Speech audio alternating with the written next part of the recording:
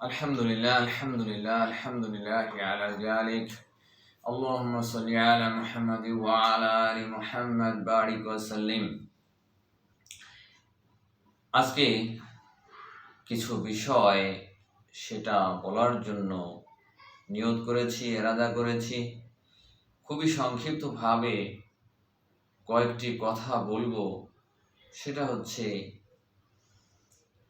আমরা আল্লাহ পাককে ভুলে আমরা দুনিয়াকে গ্রহণ করেছি। আল্লাহ পাক সংক্ষেপে মূল কথাগুলো বলার তৌফিক দান করুন, আমিন। আমরা আল্লাহ পাকের স্মরণ ছেড়ে দিয়েছি, আল্লাহ পাকের হুকুম পালন আমরা ছেড়ে দিয়েছি। আমরা কি করি? দুনিয়ার মধ্যে মত্ত, দুনিয়াকে কিভাবে অর্জন করা যায়, ধন সম্পদ কিভাবে অর্জন করা যায়, আমরা কিভাবে অঢেল সম্পত্তির মালিক হব, সেই পিছনে আমরা দৌড়ে চলেছি। ন্যায় অন্যায় আমাদের মাঝে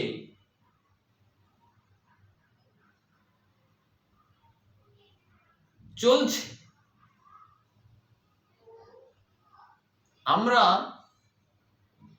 ন্যায় করছি না অন্যায় করছি, এই চিন্তা করার লোক আমাদের মাঝে খুব কমই পাওয়া যায়।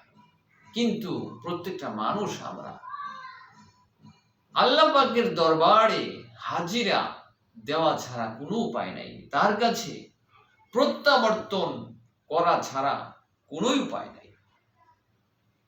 কিন্তু আমরা সে জিনিসগুলো ভুলে গেছি, শয়তান আমাদেরকে ভুলিয়ে রেখেছে।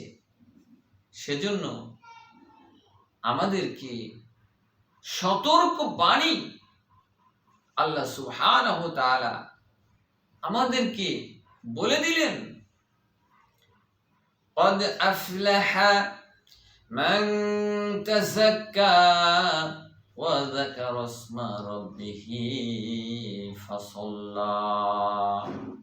অবশ্যই সফল হয়েছে সেই ব্যক্তি যে নিজেকে পবিত্র করেছে, পরিশুদ্ধ করেছে, খালিস করেছে।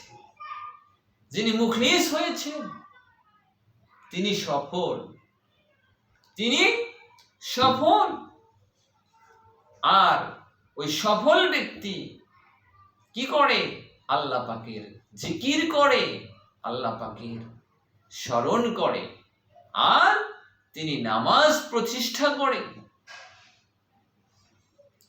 আমরা এইগুলো বাদ দিয়ে, আল্লাহ পাকের স্মরণ বাদ দিয়ে আল্লাহ তাআলার কে অবনত মস্তকে সিজদা করা আমরা ভুলে গেছি। আমরা দূরে আছি। আমরা যারাও সেই নামাজ সালাত আমরা পাঠ করতে যাই, সেখানেও আমরা তাড়াহুড়া করে আমরা চলে এসে দুনিয়ার মধ্যে মত্ত হয়ে যাই। কিন্তু আল্লাহ পাকের যে স্মরণ, এটা তাড়াহুড়ার বিষয় নয়। নামাজ পাঠ এটা তাড়াহুড়ার বিষয় না, এটা ধীরে সুস্থে আমাদের করতে হবে, আল্লাহ পাকের স্মরণই করতে হবে। কিন্তু নামাজ পড়ি, আল্লাহ পাকের স্মরণ থাকে না, দুনিয়ার স্মরণ এসে যায়, তাহলে আমি দুনিয়া থেকে পৃথক হতে পারি নাই। তাহলে সফল কাম হচ্ছে ওই ব্যক্তি যে নিজেকে পরিশুদ্ধ করেছে, পবিত্র করেছে, যিনি আল্লাহ পাকের জিকির করেন, যিনি সালাত প্রতিষ্ঠা করেন। কিন্তু আমরা কি করি?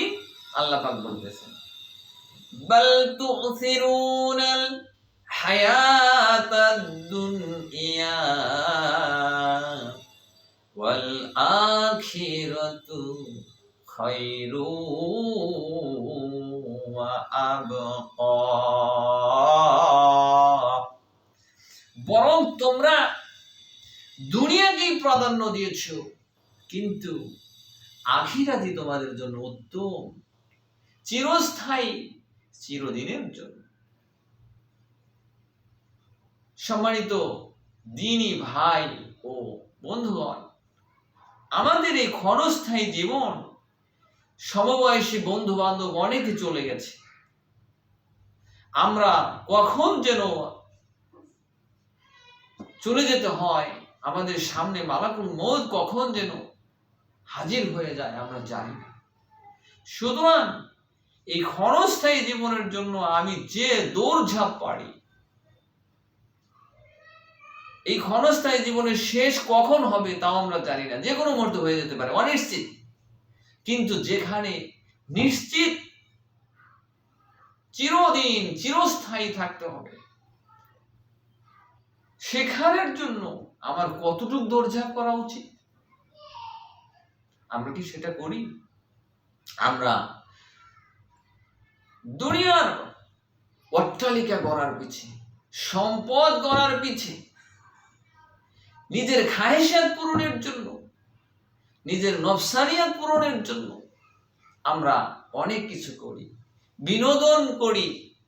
কি বিনোদন? মনের একটু খুশির জন্য এই কাজটা করলাম, আনন্দের জন্য। এই কাজ তোমাকে আনন্দ দিতে পারবে না। আল্লাহ পাক বলেন, আলা বিযিকরিল্লাহি তাতমাইন্নুল কুলুব। সাবধান, জেনে রাখো, আল্লাহ পাকের জিকিরেই একমাত্র প্রশান্তি আসে, শান্তি আসে। কিন্তু আমি আমার মনের শান্তি খুঁজতেছি আল্লাহ পাকের নিষিদ্ধ কাজের মধ্যে, গান বাজনা, নগ্ন গান, নগ্ন সিনেমা, বেগানা নারীদের ছবি দেখার মাধ্যমে আমরা এগুলো করতেছি। এতে আনন্দ হবে না, এতে ফ্রাস্ট্রেশন বেড়ে যাবে, ধ্বংসের মধ্যে আমাদের ডুবে যেতে হবে, কোনোই কিছু করার নাই। আর আল্লাহ পাকের স্মরণ করলে অবশ্যই সমস্ত ফ্রাস্ট্রেশন, সমস্ত দুশ্চিন্তা দূর হয়ে যাবে, পরিবারের শান্তি আসবে, পরিবারের সকলের সাথে ব্যবহার, সুন্দর ব্যবহার করা যাবে। এইগুলো আমরা না করে আমরা দুনিয়ার জীবনকে প্রাধান্য দিচ্ছি, সেটাই আল্লাহ পাক বলেছেন। সুতরাং এই ক্ষতি, এর থেকে আমাদের অ্যাবসলিউটলি রিটার্ন করতে হবে। কোনো উপায় নাই, কোনো উপায় নাই, কোনো উপায় নাই। আল্লাহ পাক বললেন, ওয়ামাল হায়াতুদ দুনিয়া ইল্লা মাতাউল গুরুর। দুনিয়ার জীবন হলো ধোঁকার সামগ্রী ছাড়া আর কিছু নয়। যারা দুনিয়ার পিছনে দৌড়ায় তারা ধোঁকার মধ্যে পড়ে আছে, তারা ধোঁকার মধ্যে পড়ে আছে। এই ক্ষণিক জীবনে আমার আল্লাহ পাকের উপর তাওয়াক্কুল করে চললে ধন সম্পদ এগুলো দেওয়ার মালিক হচ্ছেন আল্লাহ পাক। আল্লাহ পাক যেটা আমার নসিবে রেখেছেন সেটা আমি পাবই। আমি অপেক্ষার বিষয়, সেটা আমার হালাল ভাবেই আসবে। আল্লাহ পাকের উপর তাওয়াক্কুল করে আমি অপেক্ষায় থাকব, আল্লাহ পাকের পথে চলে চলে আমি অপেক্ষায় থাকব। দেওয়ার মালিক আল্লাহ, হালাল ভাবেই আমার ভাগ্যে যেটা আছে সেটা আসবে।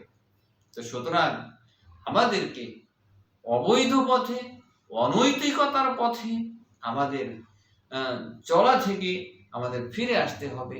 সেটা আপনি প্রত্যেকটা জীবনের বিষয়, শুধু আর্থিক দিকই নয়, প্রত্যেকটা বিষয় আমাদের আল্লাহ পাকের উপর তাওয়াক্কুল করে রাসূল সাল্লাল্লাহু আলাইহি ওয়াসাল্লামের আদর্শ অনুযায়ী আমাদের জীবনটা বাস্তবায়ন যদি করি, তাহলেই আমাদের চিরকল্যাণ ইনশাআল্লাহ তাআলা আসবে।